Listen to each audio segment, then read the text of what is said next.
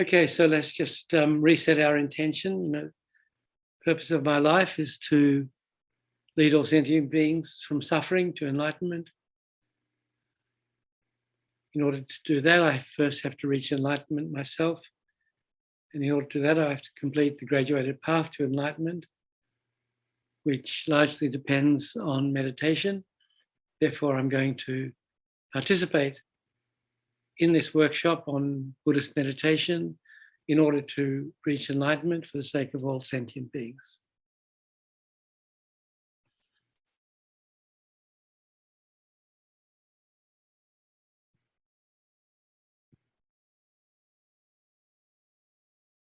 Oh.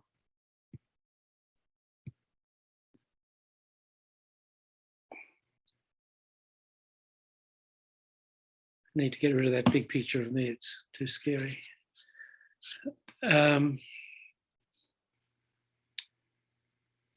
So we talked mainly about concentration meditation in the last session with occasional reference to analytical meditation. So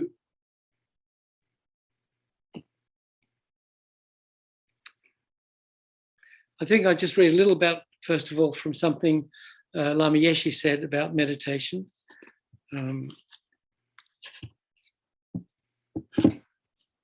This was quite early in the piece. This was in Indiana, as a matter of fact, in 1975, when Lama was on his second world tour with Lama Zopa Rinpoche. There was a 2 or 3 week course in near Nashville, Indiana, Brown County. Actually, this was videoed. I remember it being videoed. I was there, but I could never find the video. Meditation is very simple. When hearing about meditation for the first time, you might think, that must be very special. Meditation couldn't be for me, but only for special people. This just creates a gap between you and meditation. Actually, watching television, which we all do, Lama was a big fan of watching television, taught him all about the Western mind and Western psychology. He learned a lot about Western psychology by examining the way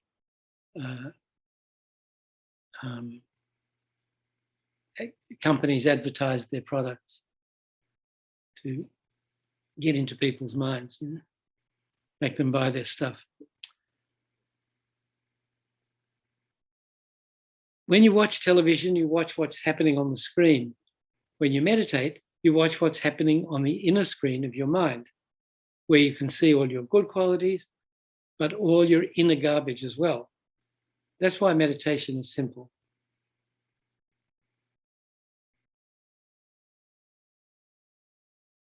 It's better, actually, there's no commercials. The difference, however, is that through meditation, you learn about the nature of your mind rather than the sense world of desire and attachment. Why is this important? We think that worldly things are very useful, but the enjoyment they bring is minimal and transient. Meditation, on the other hand, has so much more to offer: joy, understanding, higher communication, and control. Control here does not mean that you're controlled by somebody else, but rather by your own understanding, knowledge, wisdom, which is a totally peaceful and joyful experience. Thus, meditation is very useful. Also, if you exaggerate the value of external objects, thinking they are the most important things in life, you ignore your inner beauty and internal joyful energy. If you look only outside of yourself, you neglect your most precious human qualities, your intellect and your potential to communicate in higher ways. Thus, meditation shows you clear which objects of attachment confuse you and with which kinds of mind you relate to them. Furthermore, meditation is a very quick method of discovering the nature of reality. It's just like a computer. Computer computers can check many things extremely quickly, put them together, and all of a sudden, pam, we're on the moon. Similarly, meditation can quickly make things clear, but we don't have to go to the trouble of learning by trial and error through laboratory experiments. Many people seem to think that making mistakes is a very important part of learning. My point of view is that this is a misconception. To learn the reality of misery, you have to have miserable experiences. I say that this is not so.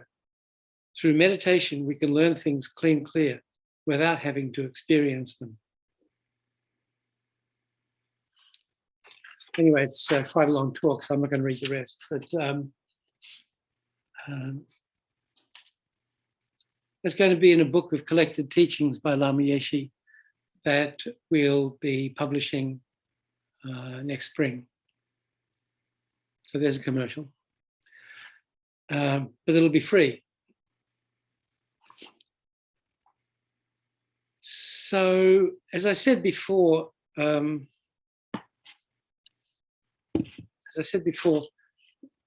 we talk about analytical meditation in our tradition, we're basically talking about meditating on the Lam Rim, on the stages of the path.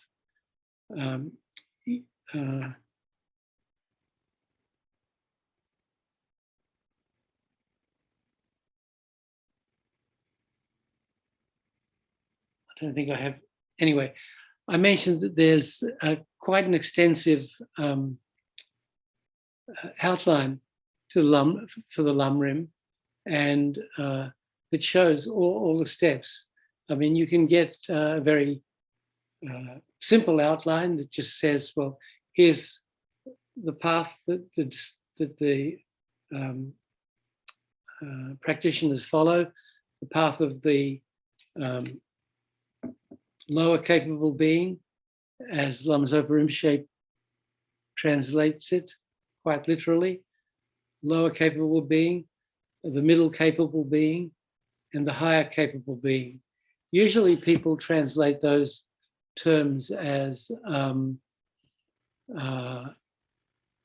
lower scope, middle scope, and highest scope, but that doesn't really convey the Tibetan terms. So the path, but on the other hand, the path of the lower capable being doesn't quite work in English. It doesn't. It's Zopish, Lama Zopa's English. So if you want to edit that a little bit, which I can't help, it'll be the path of the practitioner of least capability, the path of the practitioner of intermediate capability, and the path of the practitioner of greatest capability. So there are actually four paths that we can follow, really. First of all, really, there's the path of the non-practitioner. And that's what most people are, just working for this life. As I briefly mentioned this morning,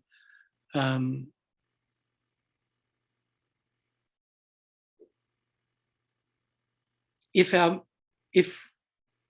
all we do is work for the happiness, comfort, and benefit of this life, without giving any thought, without even having any awareness that there are future lives, then everything we do is ego-based. It's all based for this self, this idea we have of ourselves, which is a totally wrong conception. We talk about I, me, mine, I did this, I did that, this is me, that's mine. Our whole life is spent for me. We don't even know who me is. Whatever we think we are, we're wrong. Because we think there's a real I, a real self-existent, independent, sort of permanent I, permanent self. So that's the fundamental ignorance. That's the basic wrong conception in Buddhism.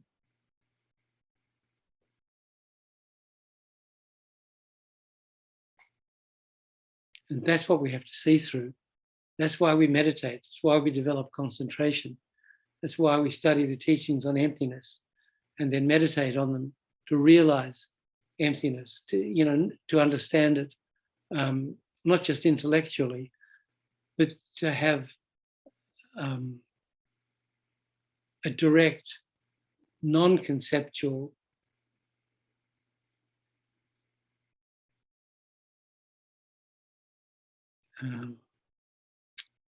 experience of emptiness, that truly seeing the way things exist.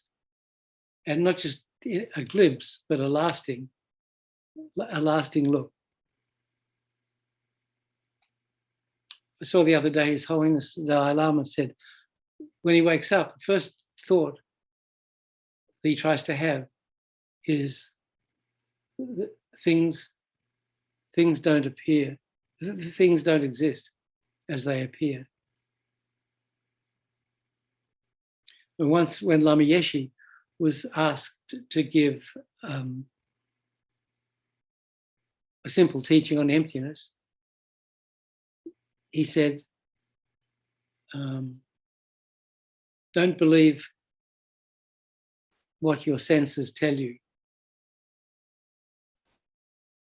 So, there are, books and books and books written on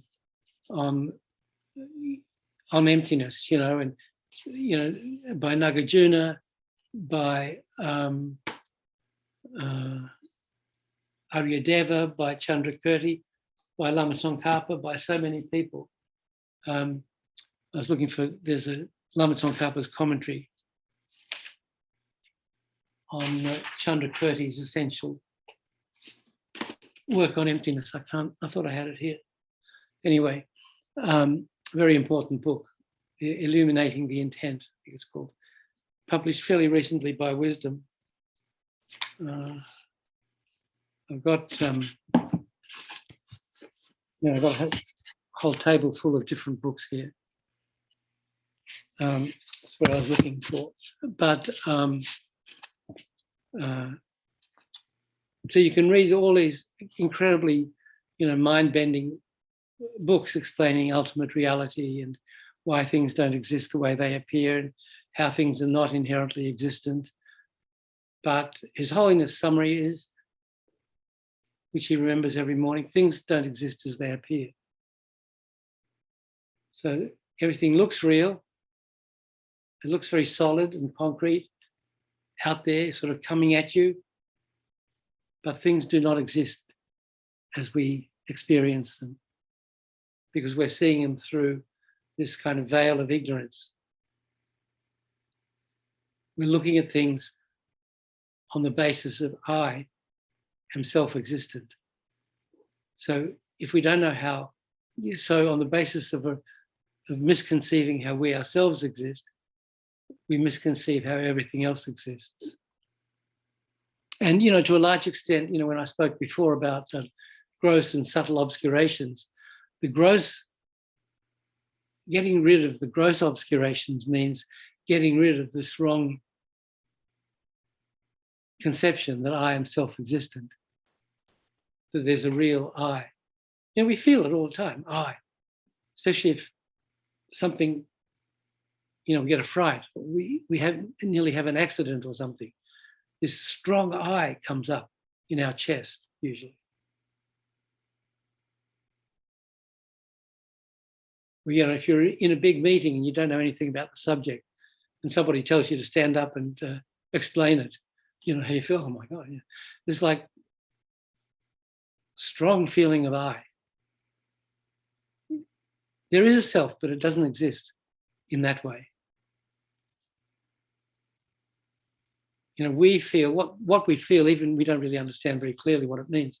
What we feel is that there's an independent self, a permanent self.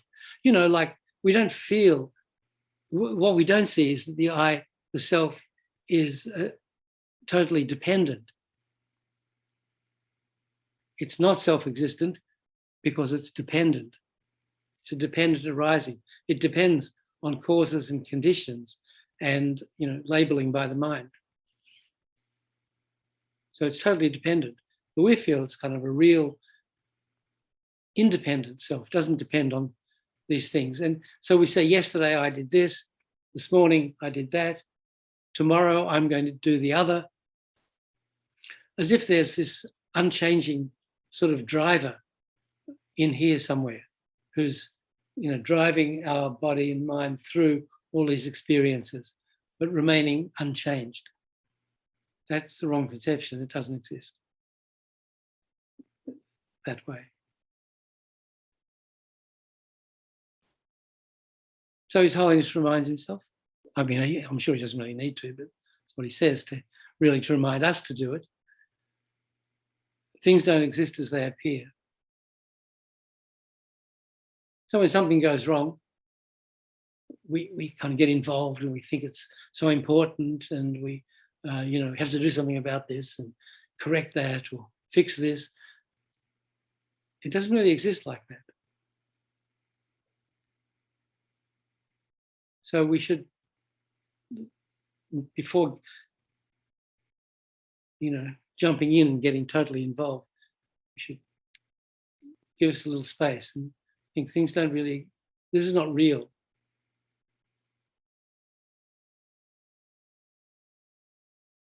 On the ultimate level. Or as Lama said, Lama Yeshe, don't believe what your senses tell you. So we see these walls, they look very solid and real. They don't actually exist like that. But that's how our eye sense experience them. Or we hear beautiful music, or we smell nice things. I mean,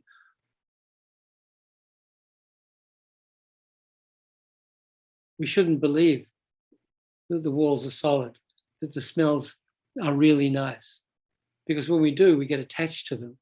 And when we act out of attachment, we leave imprints on our consciousness that ripen into suffering.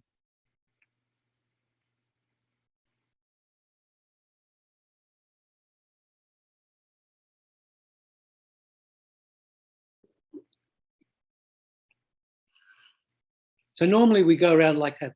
This is the path of the non-practitioner. These are non-Dharma actions. When things are just solely done for the, happiness and comfort of this life. Then when we get to Dharma practitioners, then there are these three levels. There's the path of the practitioner of least capability. So that person understands past and future lives, understands karma, understands that negative actions result in suffering, particularly rebirth in the lower realms. So that person understands the nature of cyclic existence with the 6 realms.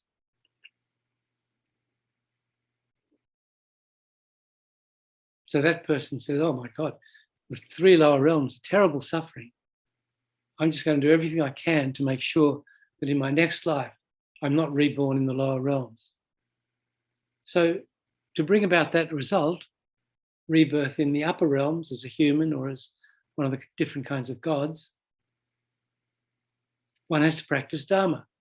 One has to create positive karma. One has to be motivated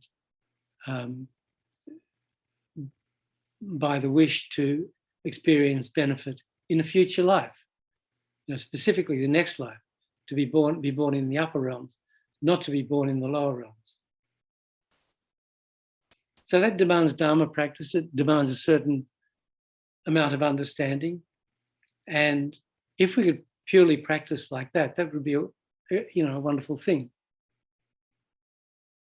But in the larger scheme of things, avoiding rebirth in the lower realms in our next life isn't that great an achievement in that there's no guarantee after that life that we won't be again born in the lower realms and suffer, for vast periods of time. I mean, if we just look around the earth now, there's 7 billion people, maybe a few hundred or a few thousand, I don't know how many exactly, not many, are purely practicing Dharma. Nearly every one of the 7 billion people is solely interested in benefiting this life alone. So those people were born human as a result of the ripening of good karma, as a result of Dharma practice. But, like us, they don't remember what they did to be born human. So they just go about like everybody else. And so did we, until we ran into the Dharma teachings, at whatever age we did. Up to that point, we were like everybody else. We weren't practicing Dharma. And even after we met Dharma, you have to really think, how well have we practiced? I'm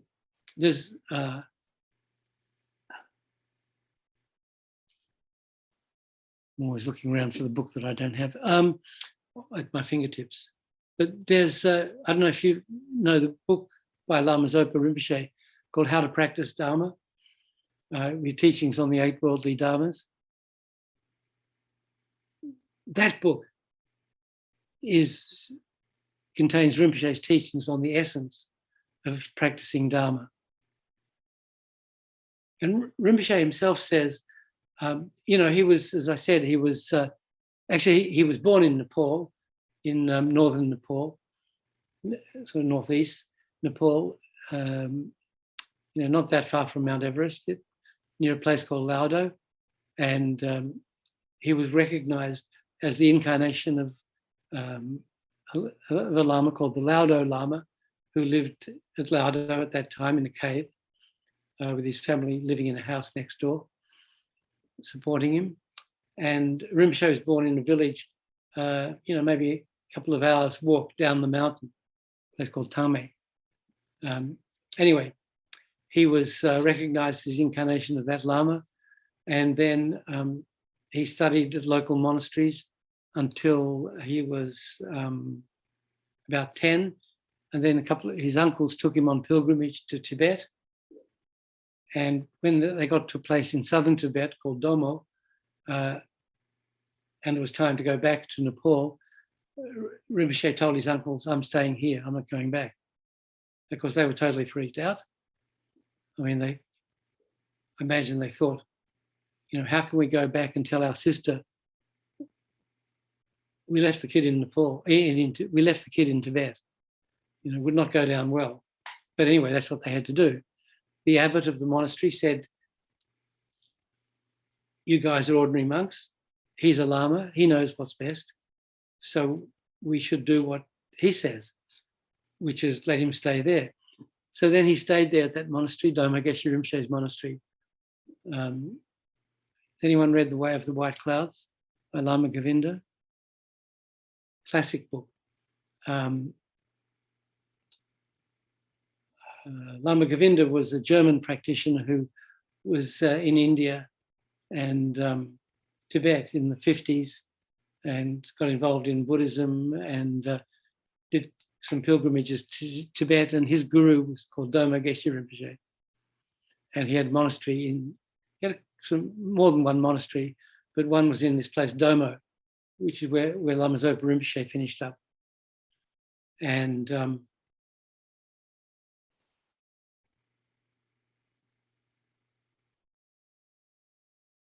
so I think by the time Rinpoche got there, which would have been 56,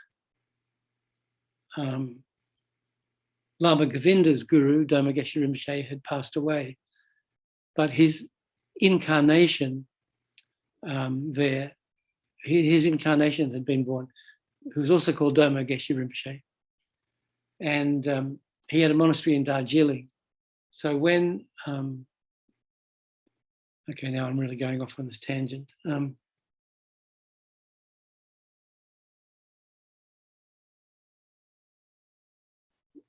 Okay, I'm not going to go there. It takes too long, but you have to read Big Love. So I mentioned, that Rinpoche met Lama Yeshe in the refugee camp at Buxa. So Rinpoche had TB and sometimes had to go to Darjeeling, which is, an Indian town in West Bengal. I don't know, maybe it's 2 or 3 hours from Buxa, the refugee camp. And when they went there, he stayed in Dharma Geshe Rinpoche monastery in Goom, which is just part of Darjeeling. So, he had the connection with that monastery from Tibet. But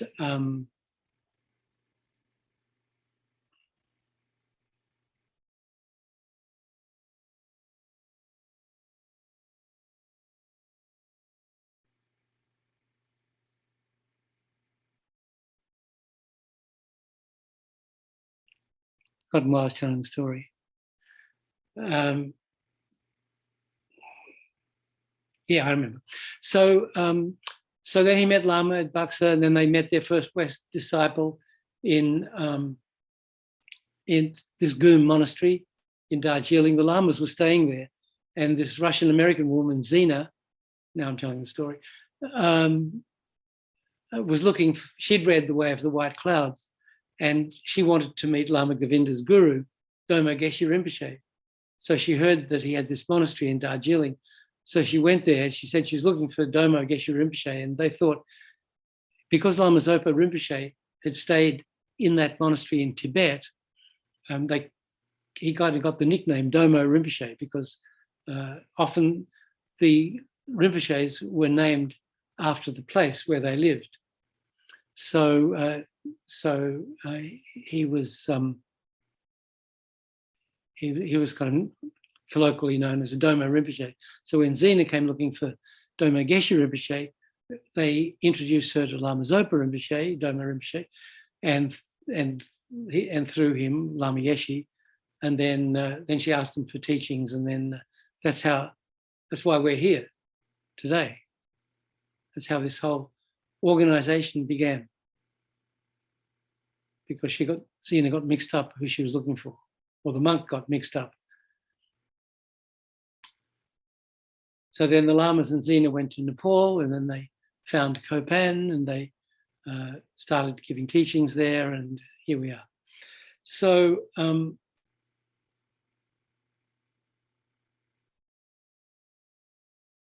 so the Lamas went to Buxa in 59 or 60, and then they met Zina in 67, and then in 68, I think late 68, they went to Nepal. And in 69, I think it was, Rinpoche went back up to Laudo for the first time since he'd left in 56. So it was that 13 years later. Met his mother, his sister, and then he started to rebuild Laudo, the monastery, or to build the monastery. What was there was the old house and the cave, but then Rinpoche built a monastery there, and then that whole thing's developed over the decades now. It's quite a very nice retreat center. So if you want to go to a really fantastic place, highly blessed place with all the 6 qualities that I alluded to before but haven't specified yet, that's a perfect place to go and do a long retreat.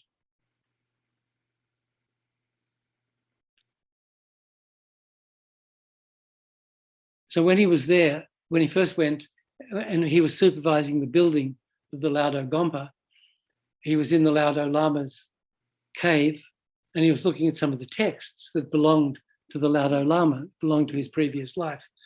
And there was one called Opening the Door of Dharma. And then he started reading this text. So he was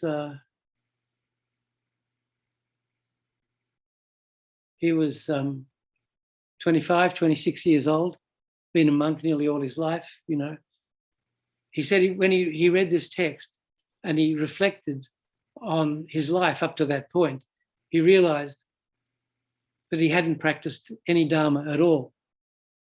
That this text that explained about the 8 worldly Dharmas and what the definition of pure Dharma practice is, when he read that text about pure Dharma practice, he felt he hadn't been practicing Dharma at all.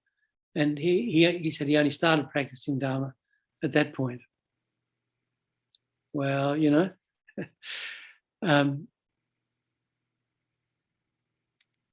I don't know, but the path of the practitioner of least capability involves at least that much Dharma practice, not following attachment, avoiding the 8 worldly Dharmas, or any worldly activity, and being motivated to benefit future lives. But, you know, as I said, benefit just getting reborn in the, even in the upper realms, in the happy realms of cyclic existence, like this one, the human realm. That's not enough, because there's no guarantee we won't fall back in the life, in the next life.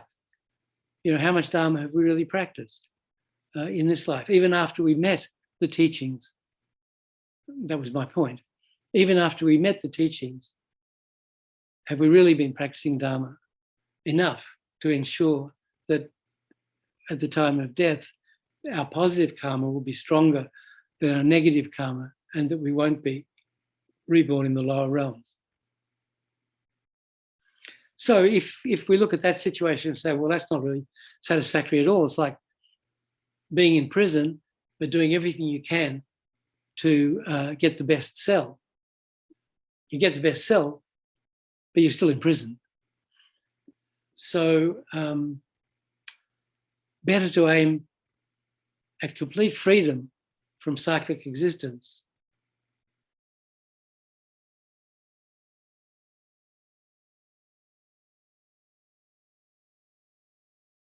So overcome the gross obscurations, ignorance, attachment, aversion, and so forth. Overcome those and, you know, transcend the ego, see through the wrong conception of self, and realize the way in which the self really exists as interdependent. Go beyond karma, beyond negative karma, and attain, you know, the blissful state of peace, or nirvana, liberation, from which we can never again experience suffering.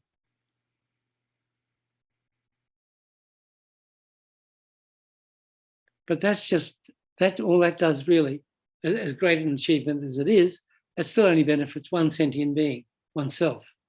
So there's still all these other countless, you know, gazillions of other sentient beings throughout all of space who haven't benefited. Well, the only benefit is that you're not still tromping around harming them. But, you know, there's plenty of other people, other sentient beings to do that. So it barely makes a difference.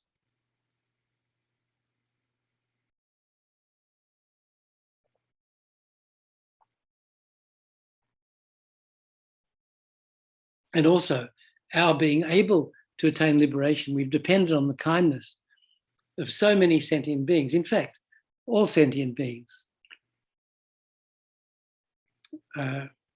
It's a different topic, so I'm not going to go into all the details of why that is. But since all our happiness comes from other sentient beings, we have a responsibility to repay the kindness. And since our enlightenment comes depends on the kindness of other sentient beings, we have to repay their kindness in the highest possible way by leading them to enlightenment. They give us enlightenment, we have to give them enlightenment. So we have to follow the path of the practitioner of the greatest capability. We have to practice bodhicitta and then follow the tantric path, the Vajrayana, the quick path to enlightenment, and then attain enlightenment, and then show other sentient beings a path and lead them to enlightenment.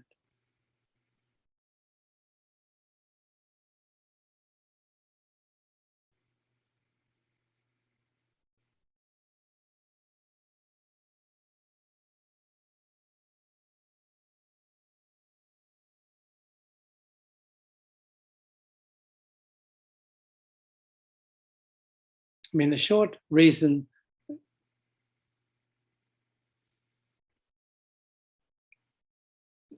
how our happiness depends on all sentient beings, without exception, we can't, without leaving out even one. Because happiness, our happiness is a result of having created good karma. In this life or in previous lives. Good karma, creating good karma depends on the practice of Dharma. Dharma depends on Buddha teaching the Dharma. Where does the Buddha come from? Buddha comes from the Bodhisattva. A Bodhisattva becomes a Buddha. Where does the Bodhisattva come from? Bodhisattva comes from bodhicitta.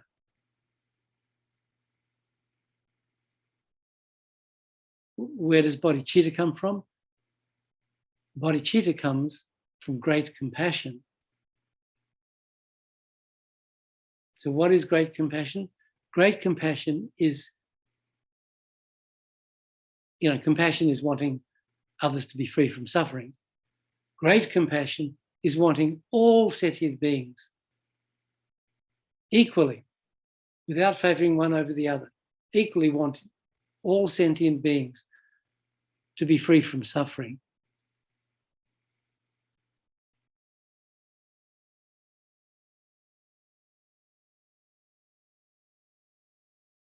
Each and every sentient being, the good ones, the bad ones, the horrible ones, the amazing ones, all of them, all sentient beings, are the object of great compassion. If there's one left out, I want all sentient beings to be happy except him. That's not great compassion. So if there's no great compassion, there's no bodhicitta. There's no bodhicitta, there's no bodhisattva. There's no bodhisattva, there's no Buddha. No Buddha, there's no Dharma teachings. No Dharma teaching, there's no creating good karma. No good karma, there's no happiness.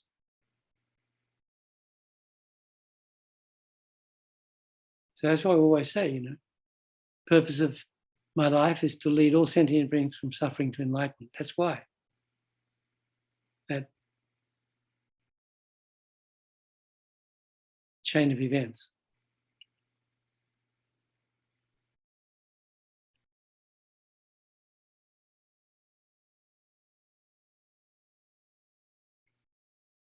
So how do we get there? We get there through following the graduated path to enlightenment.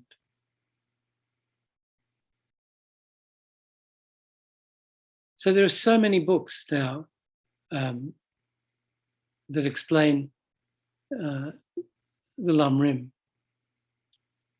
I mean, we're so, I don't want to say spoiled, but we're so blessed in a way that, 50 years ago, we weren't.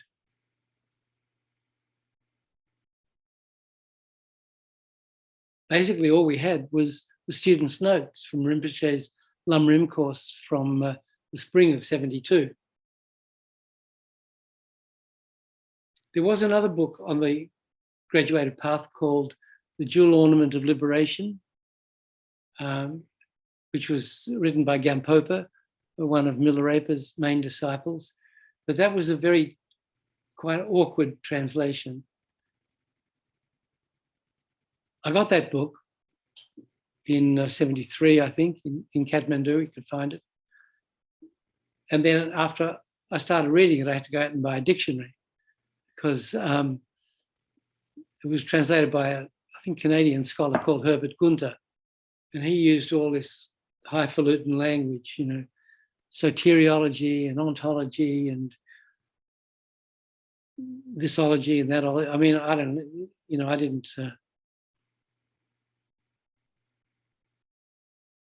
I never studied philosophy or, advanced subjects. I was just a doctor. So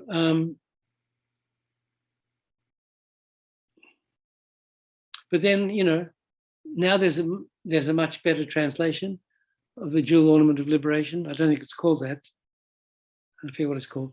But then there's, Lam Rim, well, there's liberation in the palm of your hand. We all know that in the FPMT, Bavonka Rinpoche's Lam Rim. Amazing book. And that was the basis of Lama Zopa Rinpoche's initial Lam Rim teachings.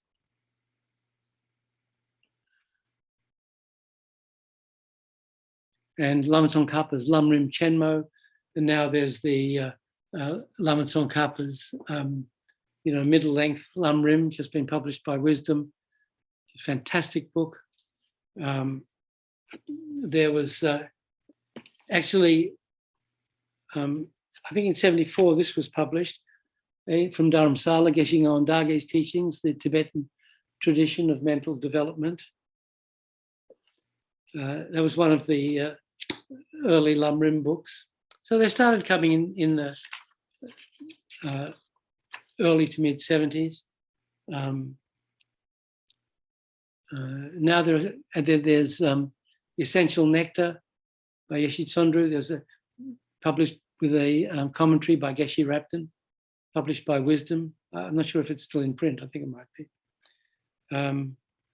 So there are so many Lam Rim books. And,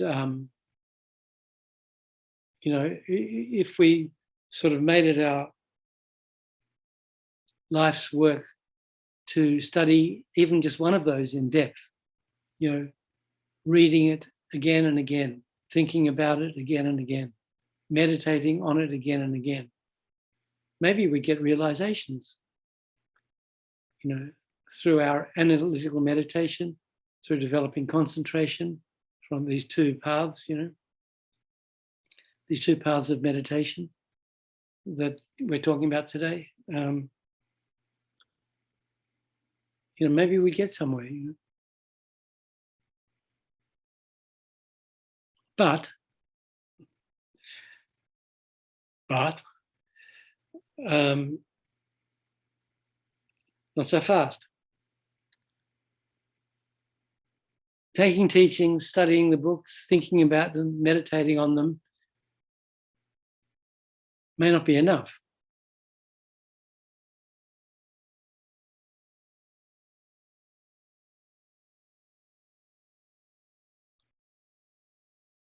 Lama Tsongkhapa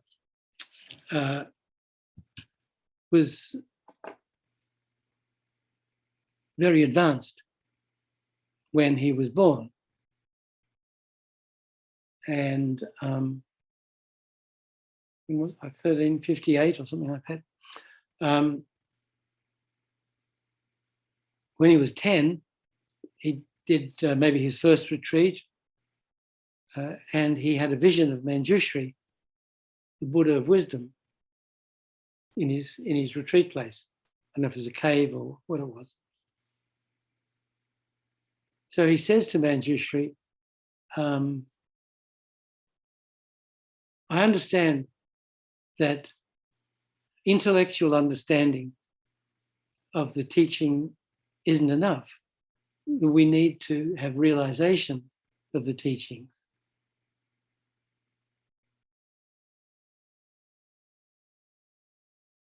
We have to experience the meaning of the teaching beyond words. Like I was talking this morning, that, we have to, when we do analytical meditation, we have to come to a conclusion, and then we apply our single-pointed concentration upon that right conclusion, and we sort of burn wisdom into our consciousness, displacing the ignorance, so that gradually wisdom displaces ignorance after ignorance. So we gradually get rid of ignorance and fill ourselves, our mind, with wisdom. Correct understanding replaces wrong understanding.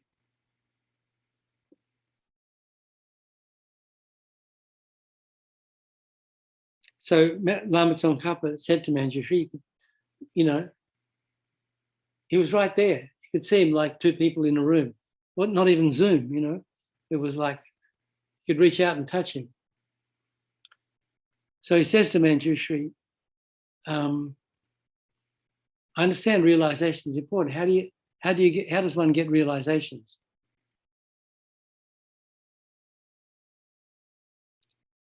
So Manjushri said,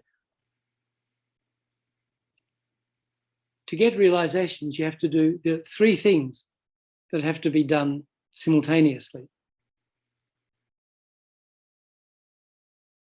Meditating on the path, so meditating on the Lam Rim, the stages of the path, all these hundreds and thousands of steps that I've mentioned. Meditating on each step of the path is the seed of the realization. You know, like the seed of a flower.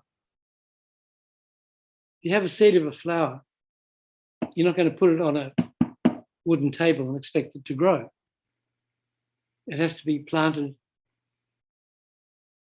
into good earth, which, you know, has to be, you know, prepared properly, and it has to be watered, and there's sunshine, minerals, and all everything.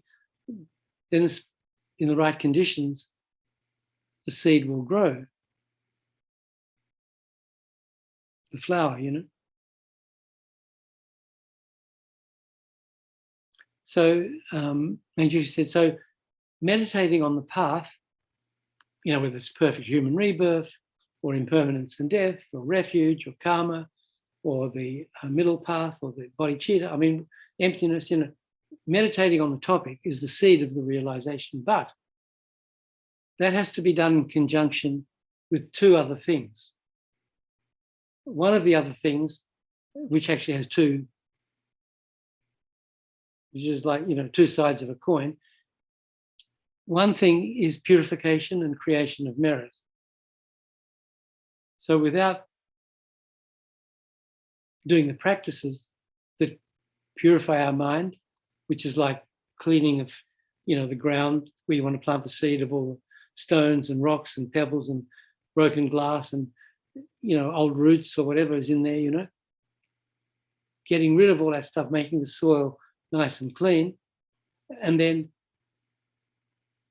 that's purification. Creation of merit is like putting fertilizer and water and sunshine, you know, all those extra things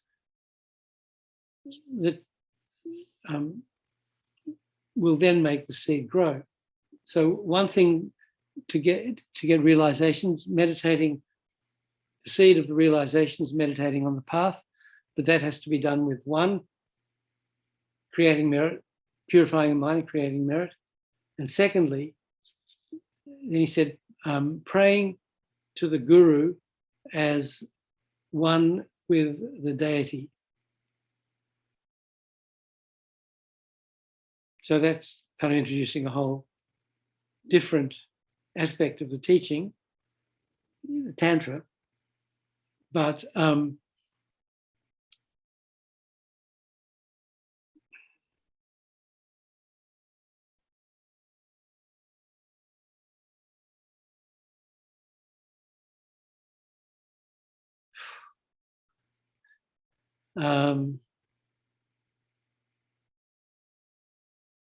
so when we look at all the Buddha's teachings, the whole thing, we divide it into two yanas, two vehicles. I'm sure you know all this. The Hinayana and the Mahayana. So a yana, a vehicle, is like a car is a vehicle. It takes you from where you are to where you want to go. A yana is a spiritual vehicle. It's an inner vehicle. It takes you from the spiritual level you're at to the spiritual level you want to achieve. So the Hinayana, the lesser vehicle,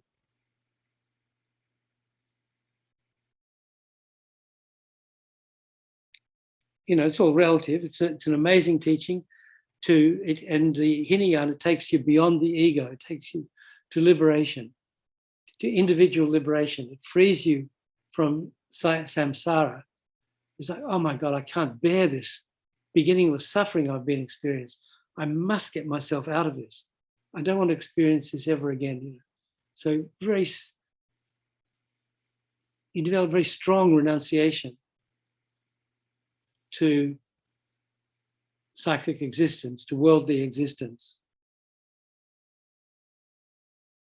And not just the bad things, but the good things, the happiness, the relative happiness we experience. The nice music, the nice friends, the nice food, the nice this, the nice that, all these lovely things we enjoy, you know, have to renounce them as well.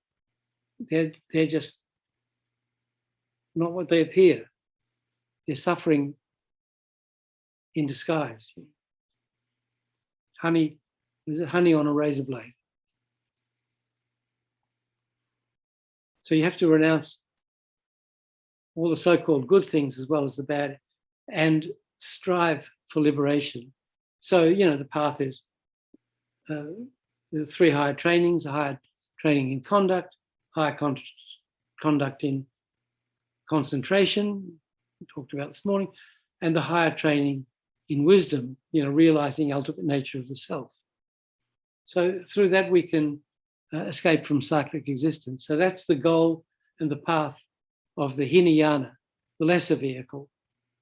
The Mahayana, the great vehicle, takes us beyond individual liberation to enlightenment and allows us to enlighten all sentient beings.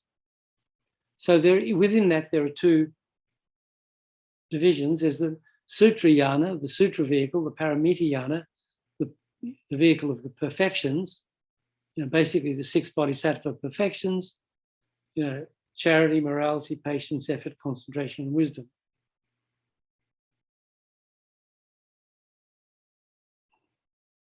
So we're talking about this morning about perfection of concentration a little bit.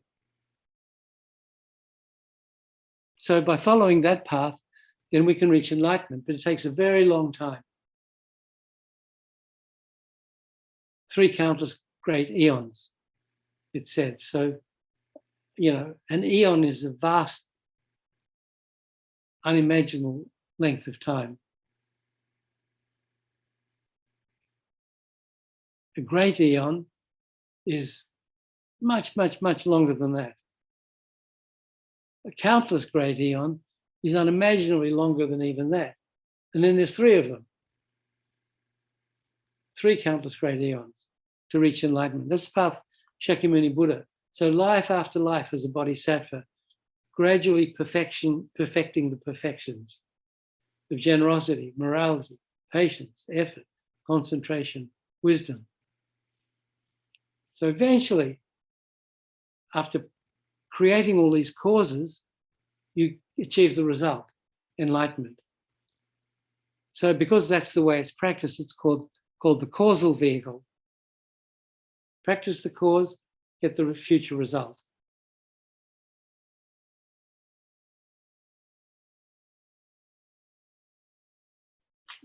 So that's great, you know, and that's done on the basis of compassion and great compassion and bodhicitta. And we reach enlightenment, and then we can enlighten all sentient beings. For some bodhisattvas, I can't. Sentient beings are suffering, man, come on. Can't wait 3 countless great eons, can't even wait 1 eon to be able to enlighten them. There's got to be a better way, faster way. So for the most compassionate bodhisattvas, the unbearable great compassion, and for the sharpest ones with the sharpest minds, the Buddha said, well, there's this other path, the Vajrayana, the tantric vehicle. So through practicing that, you can achieve enlightenment much more quickly. And following that vehicle, the Vajrayana depends on having a Vajra guru. Well, all these other ones depend on a guru as well. But this one, a Vajra guru,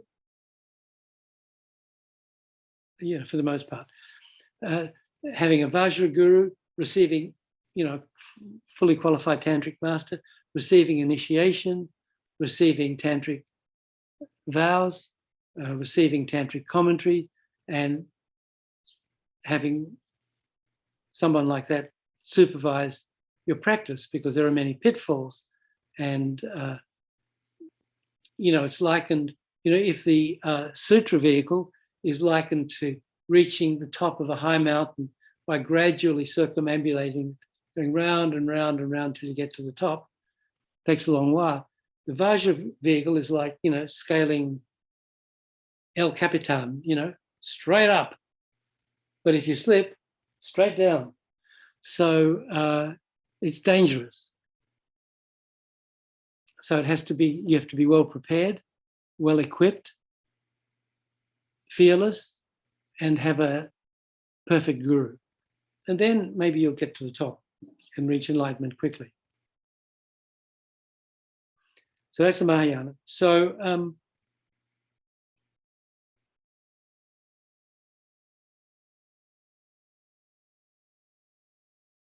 some people don't like the term Hinayana. They think it's kind of pejorative.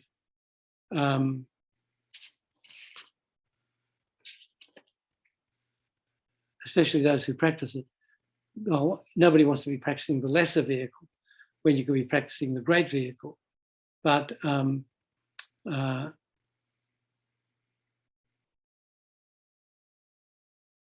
did I do with, I just had that book. Oh, here it is. The Geshe Dagi's Tibetan Tradition Mental Development. Just so happens that I've marked this page. It says the Mahayana, so it gives 6 reasons why the Mahayana is called great. It says the aim is great because it's for the benefit of all sentient beings. The purpose is great, for it leads to the omniscient state. The effort is great. The ultimate goal is great because it is Buddhahood rather than mere freedom from samsara. The concern is great as it is for all sentient beings. The enthusiasm is great as the practice is not regarded as a hardship. I know some of those seem to overlap a little bit. Anyway, those are the 6 reasons. Mahayana, Maha means great, Yana is vehicle. Some people prefer to call the Hinayana the Theravada, the doctrine of the elders. And Lama Yeshe once explained, several times explained, that after the Buddha passed away, his followers broke into 18 schools. I don't know what the disputes were or the differences exactly. And the only one of those 18 schools to survive to the present day. So they were 18 Hinayana schools.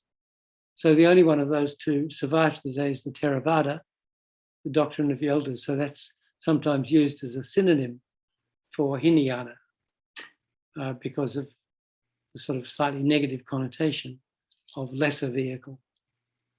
But as Lama also often pointed out, first of all, you can't disparage any of the Buddha's teachings, not a single one, because they all form part of a coherent whole. And each one has its purpose in general. And for us as individual practitioners, we're going to need every one of those teachings at some point in our beginningless Dharma career.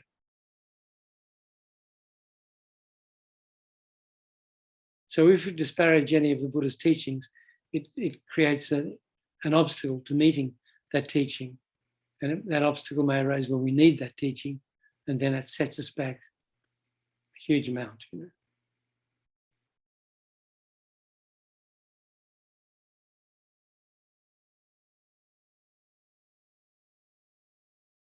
So in the Vajrayana, we need a guru, the right guru, and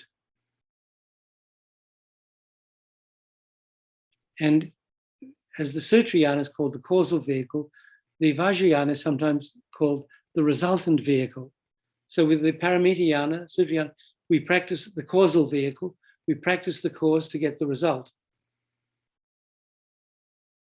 In what helps make the Vajrayana the quick path is that we take the result as the path.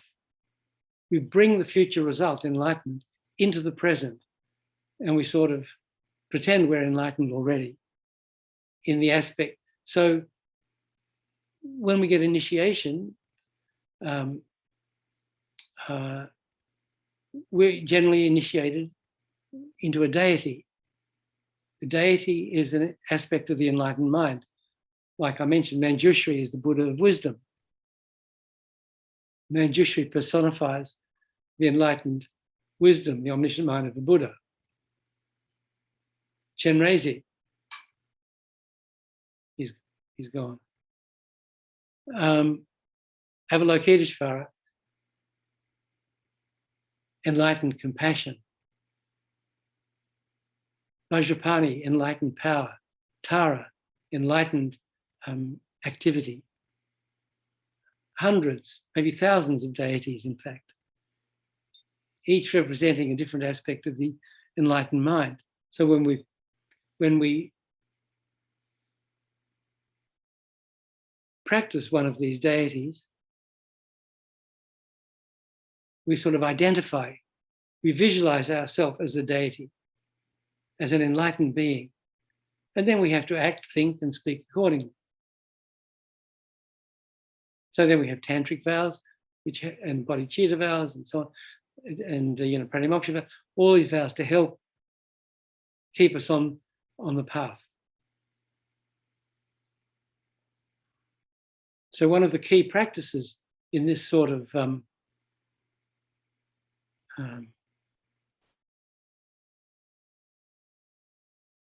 of the key practices in this path is not seeing the guru and the deity as separate, to see our guru as an enlightened being. There's a book, the best book on guru devotion is Lama Zopa Rinpoche's Heart of the Path. And the subtitle is Seeing Guru as Buddha. So we don't, when we're practicing Vajrayana, and part of the pure view we have to generate is to see actually not only our guru as Buddha, but all sentient beings. We have to see the enlightened potential within each sentient being, potential for enlightenment, and see sentient beings as already enlightened. We have to see our environment as the mandala of the deity. Oh, there's Chenrezig back again.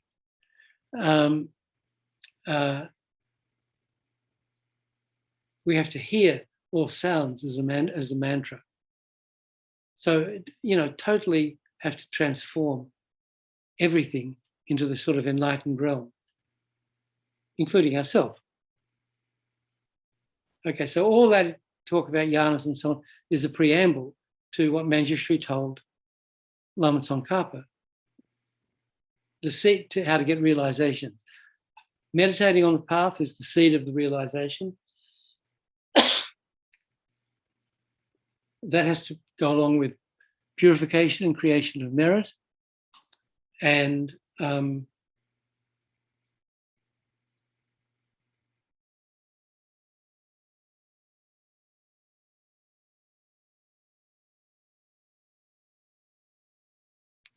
third thing is seeing the guru as one with the deity, praying to the guru as one with the deity. So we have a meditational. Most of us have been around for a while. We've had initiation into many different deities: Guya Samaja, Chakra Samvara, Yamantaka, Gyawa Gyatso, Green Tara, White Tara, Medicine Buddha. I mean, so many precious blessings we've received, and that's sort of the Tibetan way.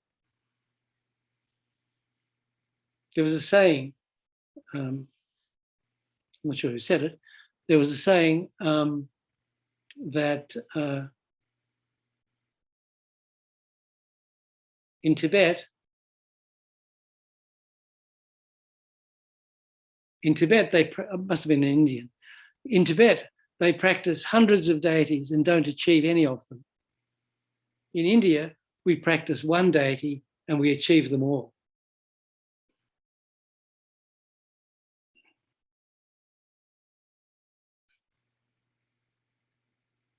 So I think they're saying, if you do one thing properly, you'll get in. If you do practice one deity properly, you'll become enlightened and in that way achieve all deities, because all the deities are just different manifestations of the same, of the omniscient mind.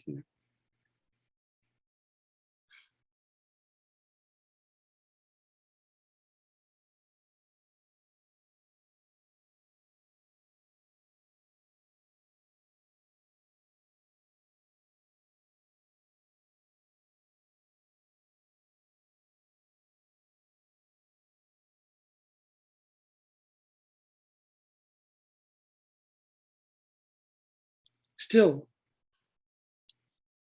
even though we've received initiation into many different deities, usually when it comes time to do a long retreat or serious practice, or even in daily life, it's best to focus on one deity, and usually you ask your guru, what is my yidam? Yidam means mind-bound deity, or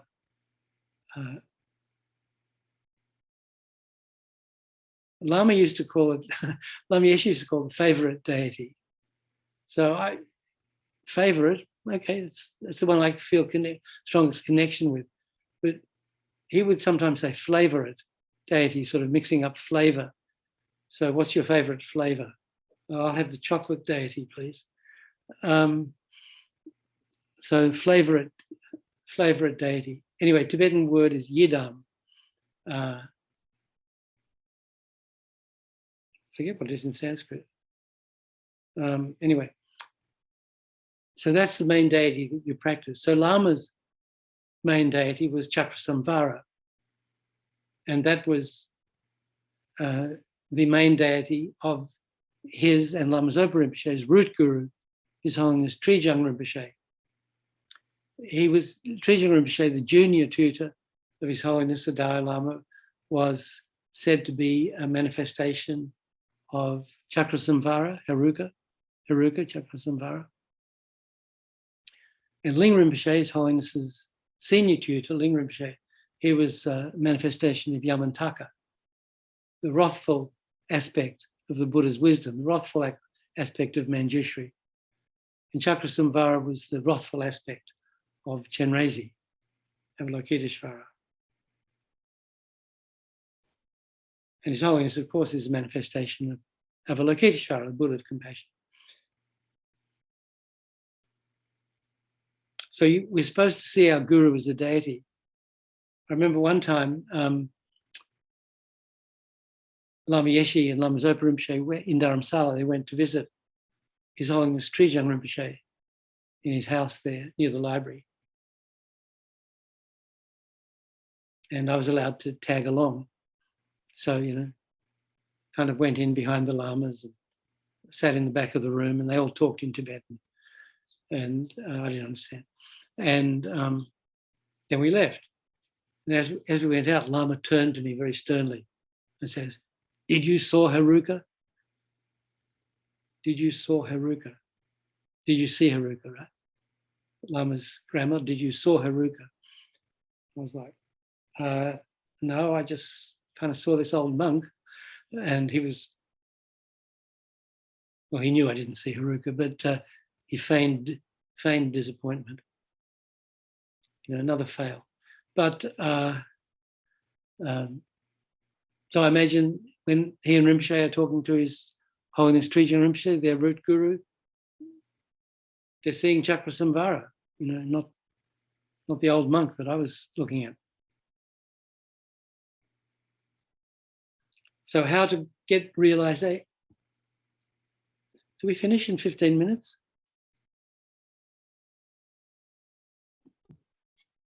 I think we'll go as long as you want, Dr. Nick. I mean, the schedule. Oh, the schedule is at the top of the hour, yes.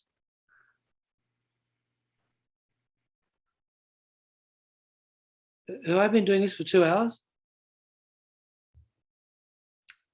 An hour 15. Oh, okay. Still, must be having fun. So how to get realizations, Lama Tsongkhapa asked. Manjushri, 3 things together. Meditating on the path is the seed of the realization, purification, creation of merit, and then praying sort of for inspiration to a guru. Please bless me to become like you. Please bless me to attain enlightenment for the sake of sentient beings.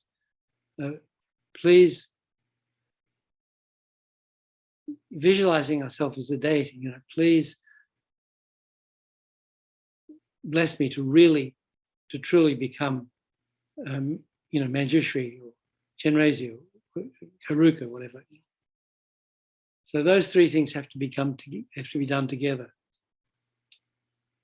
And to get the blessings of the guru, not only do we have to see the guru as a Buddha, as an enlightened being, but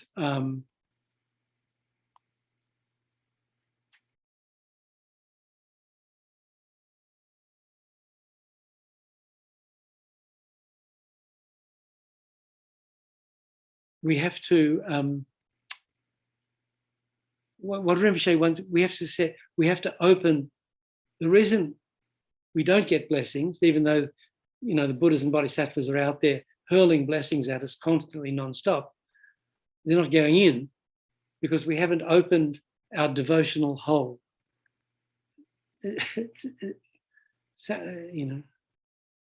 Always sounded a little strange to me, but I imagined this hole opening in the forehead, and then letting the blessings sort of, when we do these meditation practices, we visualize, Shakyamuni Buddha, 6 feet in front of us, sending light and nectar from his crown chakra into ours, and the throat chakra into the heart chakra, and these blessings of body, speech, and mind enter us in the aspect of, light and nectar, filling us with, purifying our body, speech, and mind, filling us with the Dharma realizations and so on. So when we pray to our guru as one with the deity, and not just one with the deity, but one with all the Buddhas of the past, present, and future, and all our gurus is like my ringtone. It's Lama Yeshe's laugh. I can send it to anybody if you want.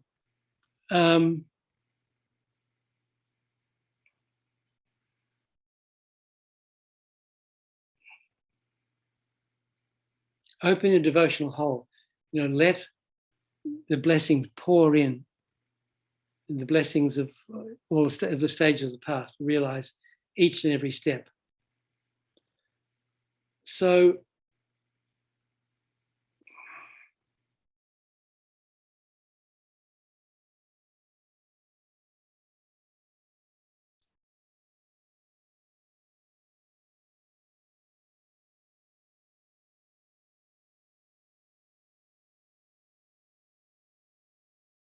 what we need to do is read one or more of these Lam Rim texts from beginning to end, once or twice. Just, not too quickly, but not too slowly either, just to understand the entire scope of the Lam Rim, all the topics, all the subjects that it contains. So we can start with a shorter Lam Rim text like, Jewel Ornament of Liberation. I forget what the new translation's called. Or the Essential Nectar. Of course, there are these very short texts like there's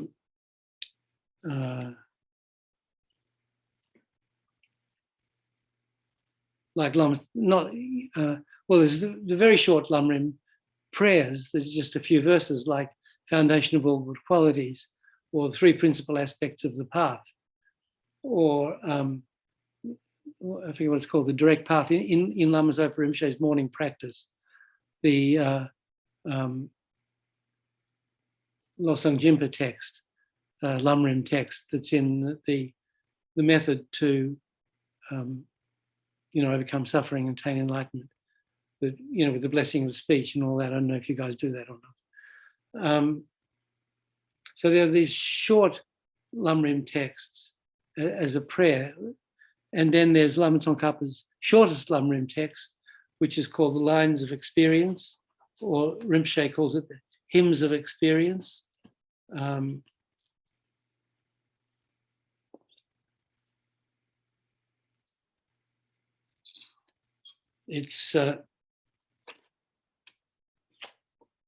There's this book we published by His Holiness years ago. We published for Thupten Dagiling Geshe Kelsen Center in Long Beach now, which is His Holiness's commentary on Atisha's Lamp for the Path and Lama Tsongkhapa's Lines of Experience. So the translation of Lines of Experience here is, I think this is Alex Berzin's.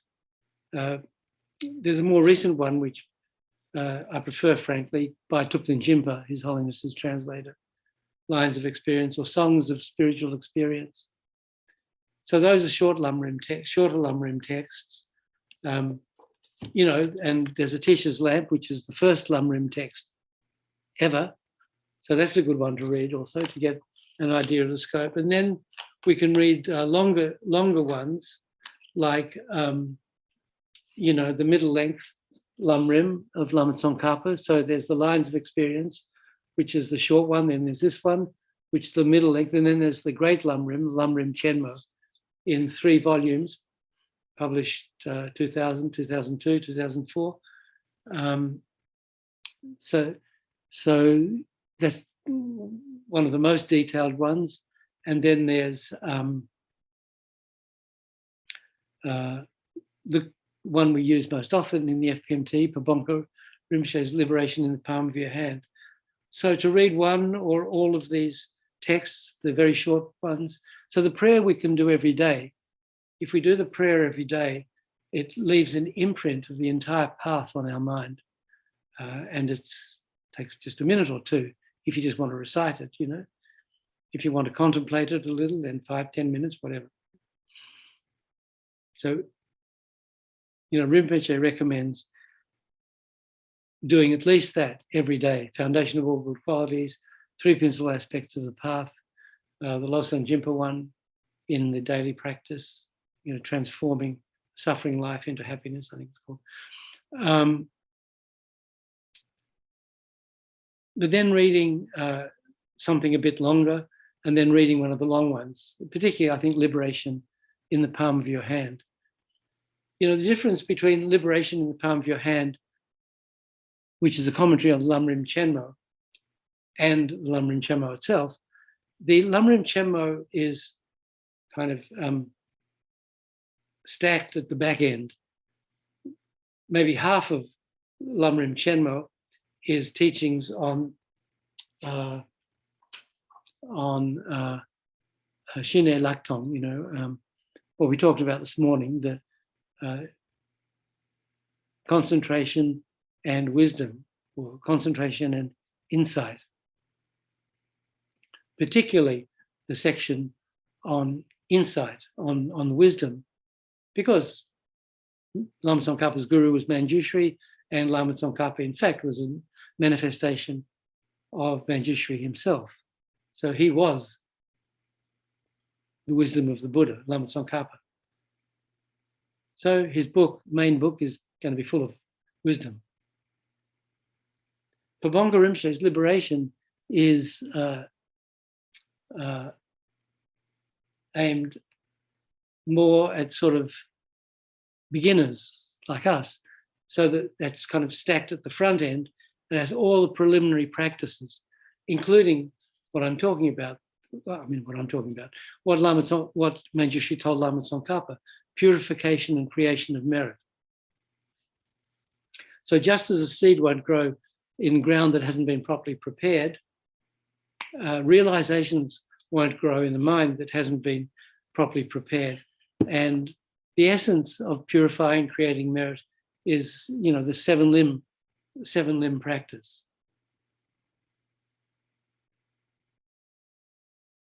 So, prostration, offering, confession, rejoicing, requesting, beseeching, and dedicating. So if you do Guru Puja twice a month down there, that's kind of an extensive seven-limb practice. All those practices are there, the prostration verses, the offering verses, the confession, the rejoicing, the requesting the gurus to live a long time, beseeching to turn the wheel of Dharma, and then dedicating the merit. So those seven practices contain the essence of purification and creation of merit. If you do the Lama Tsongkhapa Guru Yoga, Ganden Lagema, that has one verse for each of the seven limbs. And then there's the general seven limb Yanlag Dumpa, seven branch prayer that we often do when we take precepts and stuff. I prostrate, I've been offering mentally, those actually offered mentally transformed. I confess, I don't remember by heart now. I think I remember the Tibetan better than the English. So there's different ways of doing seven limb practice, but the best way of preparing the mind. Okay, so the ultimate way of getting realizations is to do a 3-year retreat on the deity, or even a 12-year retreat. A lot of us have heard of the English nun, Tenzin Palmo. She did 12-year retreat up in the mountains, Himalayas in India. And there's Vicky McKenzie wrote a book about her called Cave in the Snow.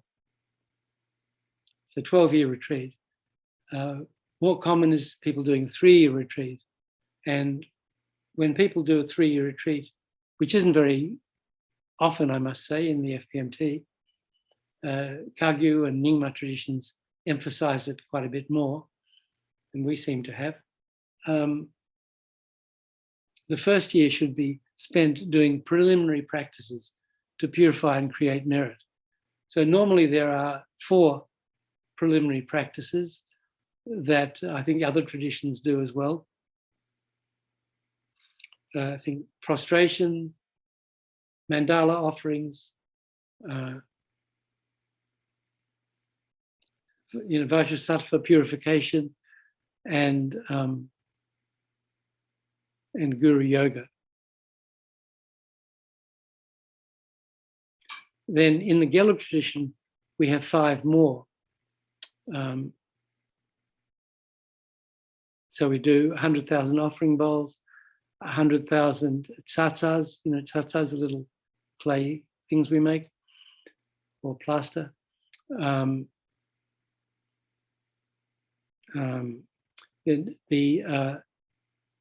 100,000 Damsik Dorji fire pujas, 100,000 Samaya Vajra mantra recitation, especially for purifying tantric vows, and this one I forgot. Prostration, mandala offering, refuge, guru. Anyway,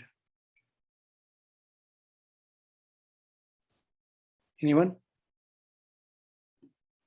I think the first time through you didn't say the refuge. Oh, is that what I missed out? I'm not sure. Yeah, I didn't do the refuge, you're right. So somewhere in there, there's 9. So to spend a year or more doing those 9 preliminary practices really kind of softens your mind up for a 3-year retreat.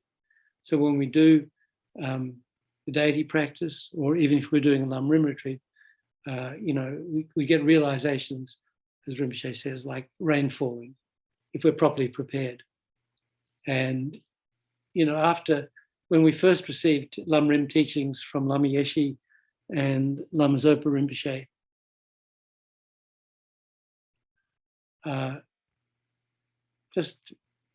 within a year or two, Lama Yeshe sent everybody off to do a 3-month Vajrasattva retreat. And as kind of, the most important thing to do before really trying to meditate more on the Lam Rim. And then he gave us Manjushri teachings and Manjushri retreat.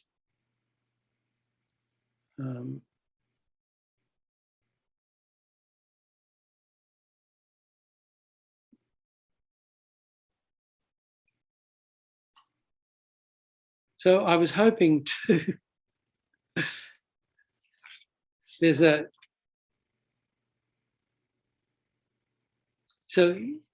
we all know the Lam Rim. There's a short text, 20 pages, text written by Lama Tsongkhapa, by Pabonka Rinpoche, called How to Meditate on the Stages of the Path to Enlightenment. A teaching with special emphasis on the methods of an experiential instruction expressed openly and in plain words, as if pointing with a finger to each element of practice. So basically what this teaching is, it explains how to know if you've gained the realization of these key Lam Rim topics. It actually only goes up to a refuge. So it doesn't even do karma. So it's not even the complete path of the practitioner of least capability. And I don't know why Rinpoche didn't complete the whole thing, go all the way up to emptiness or even tantra. Maybe I've got no idea, actually. No point speculating what was in the mind of Haruka.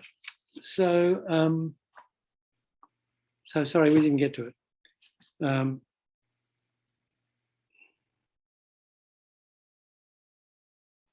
There are actually so many things we didn't get to that I thought we'd do.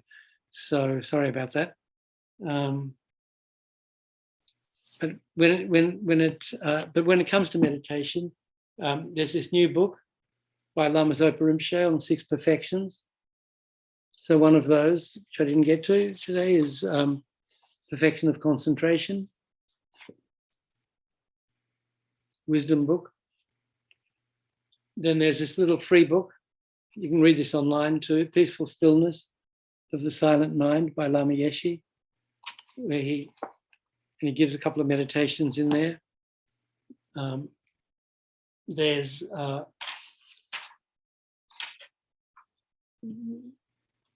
this book by Gen Lam Rinpa called Calming the Mind, how developing shamatha.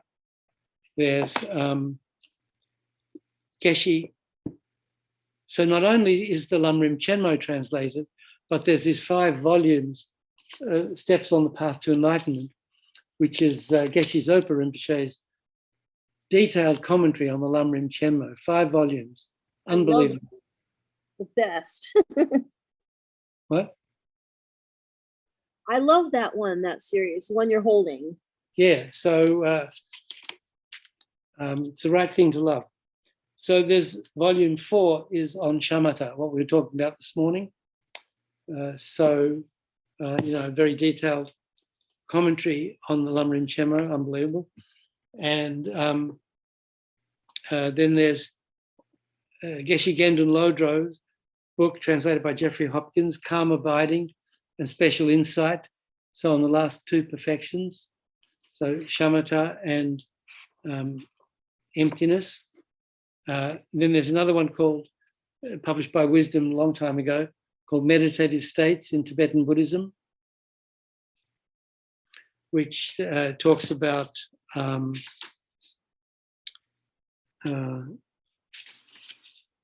thought there was a subtitle.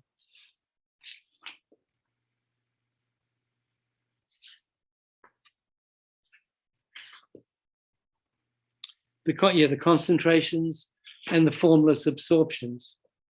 So that it talks about the different levels of the God realms, which are different levels of concentration or dhyana that we can achieve. In terms of practically meditating on the Lam Rim and doing analytical meditation, there's this book that we just published. I think you got a bunch of copies down there at TNL, didn't you? I think we sent some down.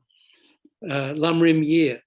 So there's a meditation, 365 meditations, a meditation for every day from when you want to start. Some people in Singapore, they organize something to start on January the 1st. That's a very Singapore way of thinking. Not that there's anything wrong with that, but you can start any day of the year and do one every day, and takes you through the entire Lam Rim. So these are analytical meditations to meditate on. In this book on Vajrasattva, which is based on the commentary that Lama Yeshe gave us in 74 when he first gave us the Vajrasattva, the purification practice, there's a couple of chapters on doing a retreat. So, how to do a retreat and retreat advice and so on retreat. So there are a couple of chapters in this book, Becoming Vajrasattva.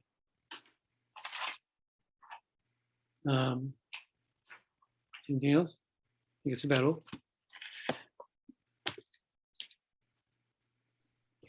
Thank you, Dr. Nick. So most of these books I haven't read. I couldn't keep up with it, but I did put some commercials in the chat. Full disclosure. So this is very interesting, this how to meditate on stage of the path to enlightenment. I think it's on our website, lamayeshe.com. So you should be able to check that out. Okay, that's it.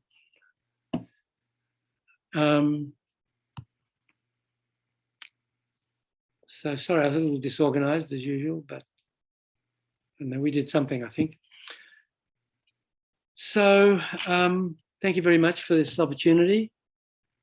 I don't often get to think about the Dharma, so this is a great benefit to me. I appreciate it. Thank you for the opportunity.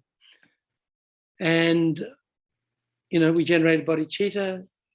So let's just, at the beginning, we talked about Buddha Dharma. So we created a lot of merit. So let's dedicate that merit before it gets destroyed by anger or wrong views or other forms of negligence that so easily arise. So we dedicate it. We, created this merit for the benefit of sentient beings. And we dedicate it in the same way. So you think, because of this merit, may all sentient beings quickly reach enlightenment.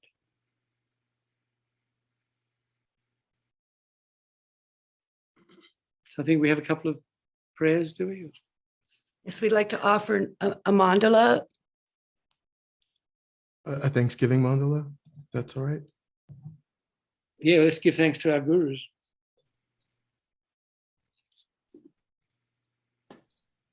Bear with me, sorry. Oh. I put that in the chat, Dr. Nick. Thank you. It's free. Anybody can get one.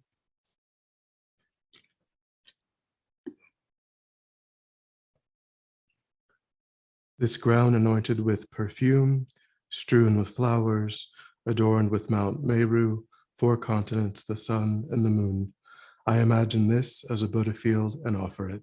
May all living beings enjoy this pure land. May my venerable Lama's life be firm, his white divine actions spread in the 10 directions. May the torch of the teachings of Losang always remain, dispelling the darkness of all beings in the 3 realms. Idam Guru Mandala Kamniriyataya.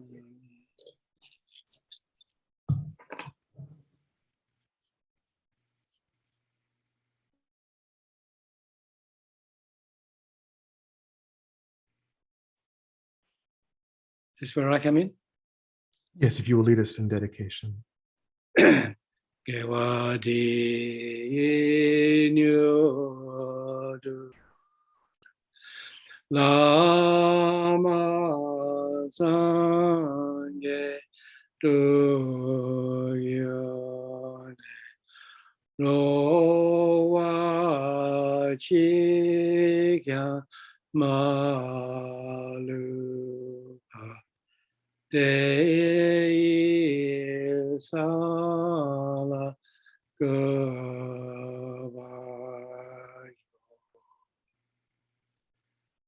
Janju Senjo Rinpoche Mage Banam Ge Gyoji Geva Yamba Me Bayam Gong Ne Gong Nu Belwa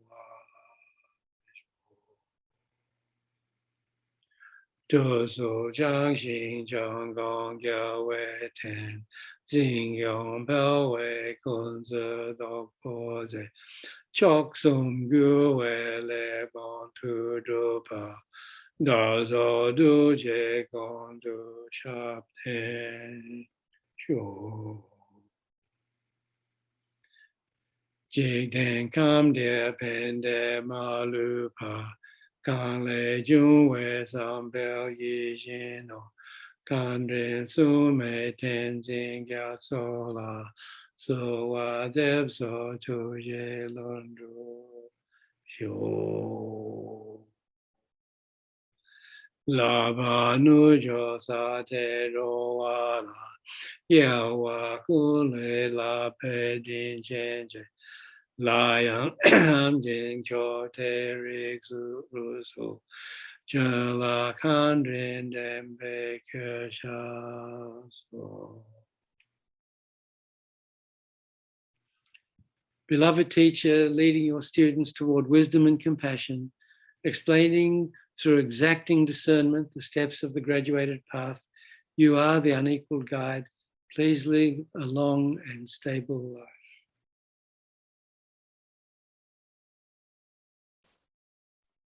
Okay, everybody, thank you again. Tune in next month for more confusion. And in the meantime, practice the Lam Rim.